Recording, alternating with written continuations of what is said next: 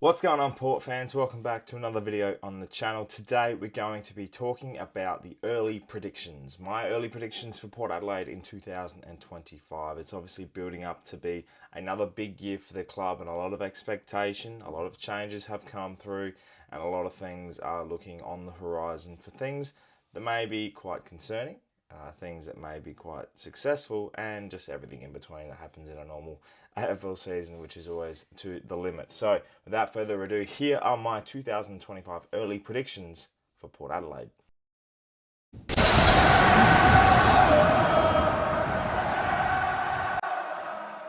Firstly, I should say, let me know in the comments below your early predictions for Port, what you think will happen this year and the expectations that could occur. Obviously, you never really know in January, but it's something definitely to keep an eye on. What you think, what you believe will happen for Port in 2025. My first prediction for the year, and it's quite simple. We're going to go strong straight off the bat. I think we will finish top four. I think Port Adelaide will finish in the top four in 2025. It's the same storyline, same narrative. Change happens. People write us off. People talk about how Port Adelaide can't win anything. They never talk about how Port Adelaide can. And every time they do talk about Port Adelaide can, Port Adelaide fails. So this year I'm expecting a top four finish. I do believe we will finish top four. I think we have the calibre. I don't think there's anything drastic that's changed in terms of, we've gone out and gotten some good players. Yeah, we've lost one in Dan Houston, but there's plenty of people in that calibre that can replace him on that position. So I still think we finish top four. I still think we give it a good run. Whether or not we make anything of it will obviously be yet to be seen. But from here, currently as I stand, I think we will finish in the top four.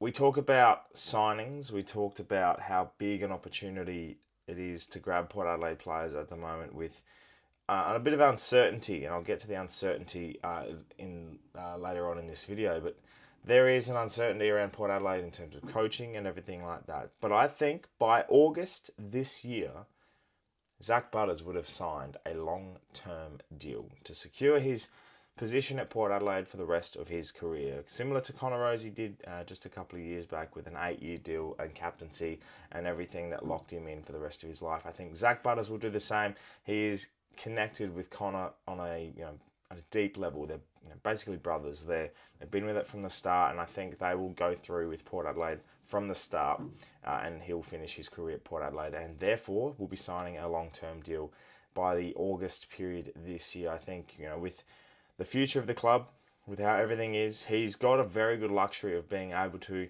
Whilst I know he's very much a homeboy, he's very connected with his family. He does amazing things at home. He always travels back when he gets the best opportunity. I think to have that sort of freedom to do so when you do get some spare time, it's always nice. So I think he has that balance right at the moment, and that's my personal opinion. But I think, Zack will sign a long-term deal this year, and we'll be seeing him in Port Adelaide colours for years to come after 2025 as well. He's supposed to be ending his contract at the end of 2026. So he'll be with Port next year anyway. But I think the best way to lock him in is always do it when there's a bit over a year left in the contract. So I'll expect his signature, and I think he will at the end of 2025. A third one, a bit of a left field one from me, but I do think with the way our forward line will be structured this year, it's going to be a lot more unpredictable, and that will definitely play in Port's favour, especially with how we have been in the last few years with Charlie Dixon as the main focus. He's not there anymore, which means Ollie Lord, Lukosius, Georgiadis will always be there and thereabouts, and Pau Pepper coming back in. The balance is a bit better, and it's also more unpredictable, which means I think Willie Rioli will be our leading goal kicker in 2025. It's a simple one. I think with he kicks goals for fun on occasions, and I believe he's always there. He's always thereabouts, and he had injuries last year and was very close to being near Georgiadis, I think, in the end. So he's always been thereabouts when he's been at Port.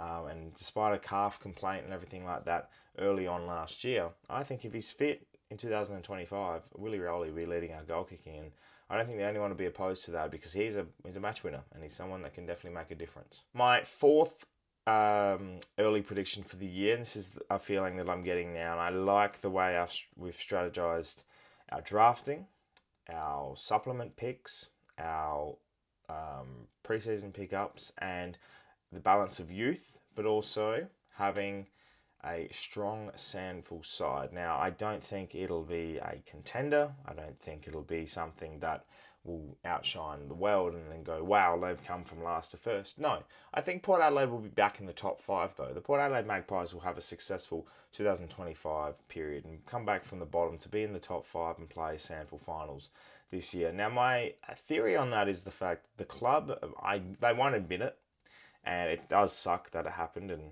we finished on the bottom. But I think internally it's like we can't have that happen again. The Magpies are too important. That's why the rules have been alternated slightly. That's why we picked up some good players in Jez McLennan. We've had a good pickups with youth with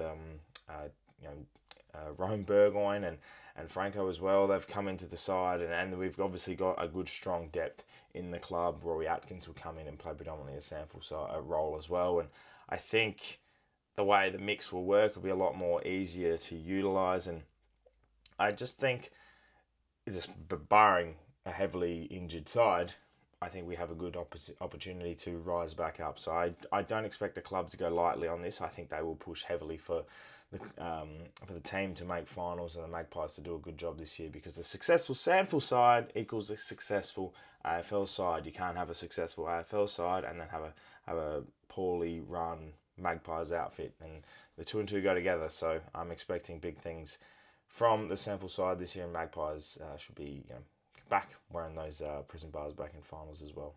Number 5.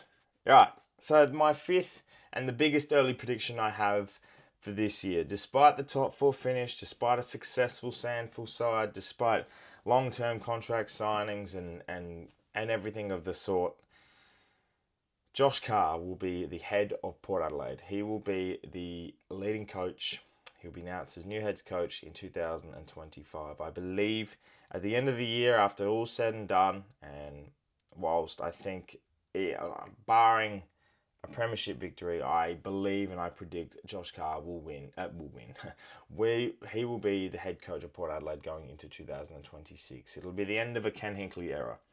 Now, my reasons for that is, whilst I'm committed this year, I'm very much positive and optimistic for 2025. I think it's exciting with the changes and everything. Eventually, you get to the point where you sit there, top 4 finish isn't educated enough and ends up being a failed year.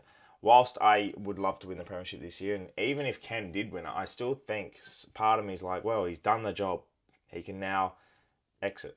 A bit of a John Longmire type of role. He wins the flag. Well, John Longmire walked out after a loss. But Hinkley wins the flag, for example, and he's like, you know what, I've achieved what I needed to at Port Adelaide. I finally got there.